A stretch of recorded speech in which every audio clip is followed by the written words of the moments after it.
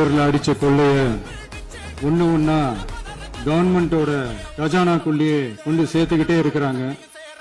இப்பவும் சொல்றேன், மக்கள் பணத்துல இருந்து ஒரு பைசா கூட தொடமாட்டோம், தொடவும் விடமாட்டோம், தொட்டா விடமாட்டோம், இதுக்கு முன்னாடி தொட்டவங்களையும் விடமாட்டோம்.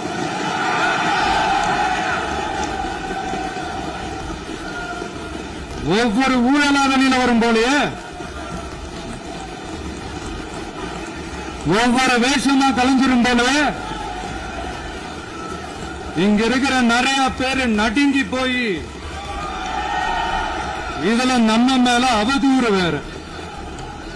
இப்ப புதுசா ஒரு வெப்பன் ஒண்ணு கொண்டு வந்திருக்காங்க. அது என்ன தெரியுமா?